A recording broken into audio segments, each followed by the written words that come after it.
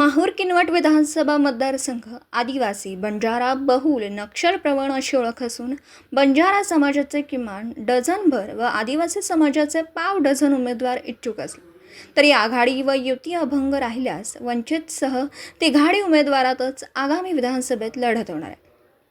अपक्षांना व मित्रमंडळांना कितीही जोर मारला तरी अनामत रक्कम वाचवता येणार नाही, हे कटू सत्य आहे. त्यामुळे सचिन नाईकांच्या धर्मपत्नी सौ सपना सचिन नाईक या गल्लोगल्ली प्रचार करत असल्या तरी त्यांचं गोड स्वप्न पूर्ण होणार नसून सचिन नाईकांची ओळख भिंतीवरचा आमदार म्हणून राहणार, यात तीळ मात्र शंका नाही. राष्ट्रवादी, शरद पवार गट, राष्ट्रीय काँग्रेस व शिवसेना उबाटा हे महाविकास आघाडीचे घटक पक्ष असल्यामुळेच वरूनच आदेश आल्यानंतर काँग्रेस व शिवसेना उबाटा या पक्षांच्या तुर्मखानांना चुपचाप राष्ट्रवादीचे 2 वेळा निवडून आलेले 2 वेळा पडलेले एकमेव उमेदवार माजी आमदार प्रदीप नाईक यांचा प्रचार नाईलाजाने मन व धन सोडून केवळ तनाने करावाच लागणार.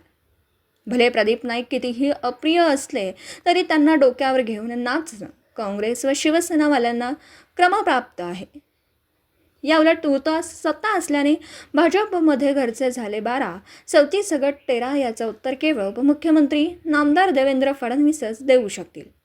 शिंदे गट व अजितदादांचे राष्ट्रवादी हे महायुतीचे मित्र पक्ष असल्यामुळे त्यांना या महायुतीच्या मागे फरफटत जावं लागणार असून वास्तविक या दोनही पक्षाकडे मातब्बर उमेदवार नसल्यामुळे नामदार एकनाथ शिंदे व नामदार अजितदादा यांनी कदाचित ओढून ताणून एखादा तकलादू उमेदवार दिल्यास ते निवडून येण्याची सुतराम शक्यता नाही.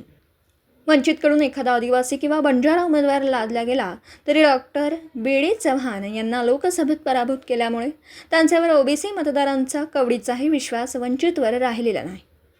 या पार्श्वभूमीवर यावरील 3 पक्षांचे 3 उमेदवार यांच्यापुढे पक्ष नसल्याने अर्धा उमेदवार सचिन नाईक मित्रमंडळाने सचिन नाईक धरून हे 3.5 शहाणे त्या विधानसभेचे खतरे पे खिलाडी ठरणार. त्यामुळे सचिन नाईकांपुढे केवळ एकच पर्याय असून त्यांचे मेहणे राज्यात युतीत असलेले नामदार संजय राठोड यांच्यामार्फत मुख्यमंत्री नामदार एकनाथराव शिंदे यांना गळ घालून किनवट माहूर विधानसभेची जागा शिंदे गटाला सोडवून भाजपाला डावलून महायुतीचं तिकीट आणल्यास सचिन नाईकांना विजयाची अंधुकशी आशा आहे.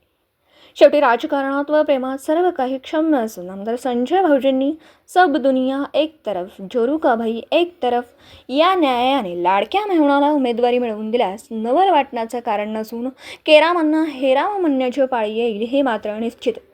सदरील मतदारसंघ गतवेळी शिवसंग्राम पक्षाचे कैलासवासी विनायक मेटे यांना बहाल केली होती, तर यावेळी शिंदे गटाला सुटली तर ही बाब दुराग्रह ठरणार नाही.